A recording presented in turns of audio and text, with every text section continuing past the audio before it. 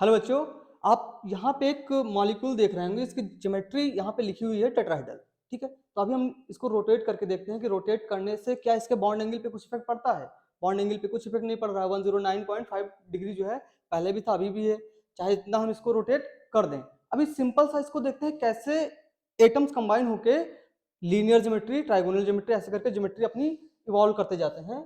उस चीज को हम लोग समझते हैं। हमने अभी यहाँ पे सारे एटम्स को रिमूव कर दिया है। सिंगल एटम हमारा जो है सेंट्रल एटम बचा यहाँ पे। जैसे ही सेंट्रल एटम बचा, सिर्फ इसके साथ हम क्या करेंगे, एक सिंगल बॉन्ड से एक एटम को हमने ऐड कर दिया।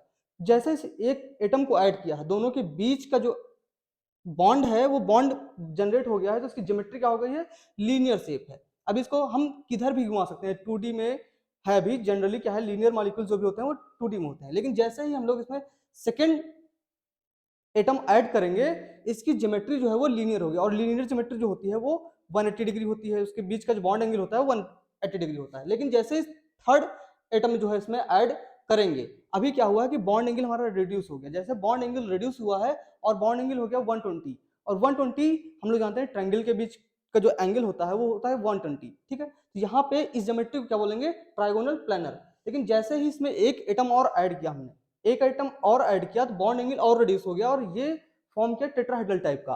और इसको रोटेट करके जब भी देखेंगे, देखना कि यहाँ पे क्या है कि टेट्राहेड्रल को समझने के लिए बेसिक्स ऐसा समझना कि दो जो हमारे एटम हैं वो प्लेन पे हैं। एक हमारा अवे फ्रॉम द ऑब्जर्वर है, एक टुवर्ड्स द ऑब्जर्वर है। यानी कि एक ऐसे बोल सकते हैं कि बोर्ड के अंदर की तरफ मॉलिक्यूल है ये वाला, और एक बोर्ड के बाहर की तरफ है। ठीक है, और ये दोनों क्या है हमारे बोर्ड्स पे, यानी कि ये क्या है कि हमारे 2D स्ट्रक्चर जो है ड्रा कर रहे हैं, और ये वाले जो है वो 3D टाइप में स्ट्रक्चर को ड्रा कर रहे हैं। तो टेट्राहेड्रल ज्योमेट्री हो गया। इसके बाद जैसे ही एक नेक्स्ट एटम इसमें जो है ऐड करेंगे, जैसे हमने ऐड किया, इसने फिर से बॉन्ड एंगल को रिड्यूस किया और सारे बॉन्ड एंगल्स जो हो गए हैं वो हो गए यहाँ पे 90 डिग्री। अब इनसे जो ज्योमेट्री बनी है वो ज्योमेट्री को सिंपल सा समझना, सिंपल वे में, कि यहाँ पे हमें देखना कि ये कुछ ट्राइगोनल जैसा जो है शेप दिख रहा है।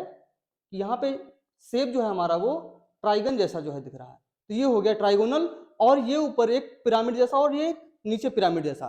शेप जो हमारा वो हो गया है ज्योमेट्री। ज्योमेट्री की बात करेंगे तो ज्योमेट्री हमारी हो गई है ट्राइगोनल बाई पिरामिडल। एक हमारा पिरामिड ऊपर है और एक पिरामिड नीचे की तरफ है। इसी तरीके से इसमें नेक्स्ट अगर हम एक और ऐड कर देते हैं, तो अभी देखना ये क्या हुआ, जैसे ही एक ऐड किया प्लेन में, हमारे प्लेन में मॉलिक्यूल, ये हमारा जो है एक प्लेन है, प्लेन में 4 मॉलिक्यूल आ गए हैं।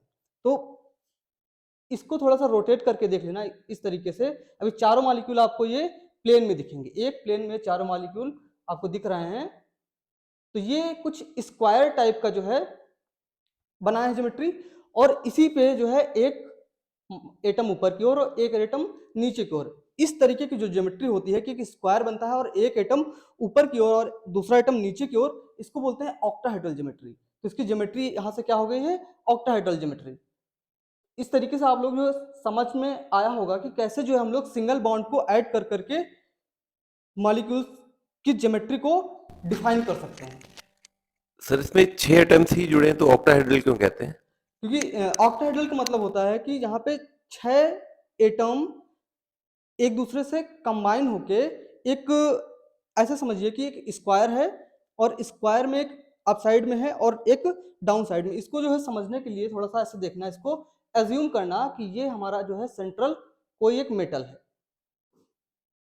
ऐसे समझना। थोड़ा सा हम इसको 2D में शेप जो है बनाने की कोशिश करेंगे कि ये जो ब्लू से हमारा दिख रहा है ये कोई एक मेटल है। ठीक है, जो चारों लगे हुए हैं उसको इस तरीके से एज्यूम करना कि कुछ जो है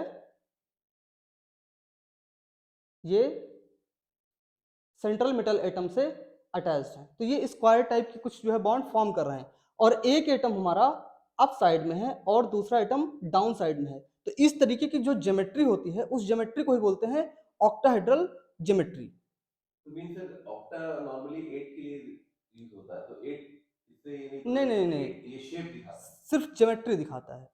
तो मतलब हाँ, ये नहीं कि 8 एटम्स इससे अटैच नहीं नहीं, ऑक्टा वो वाला ऑक्टा नहीं है, मैथमेटिक्स वाला ऑक्टा यहाँ पे नहीं है। सिर्फ केमिस्ट्री में ऑक्टाहेड्रल को, जहाँ पे 6 लिगैंड आपके अटैच होते हैं सेंट्रल मेटल एटम से। है। Okay sir, thank you. I hope आप सबको ये समझ में आया होगा।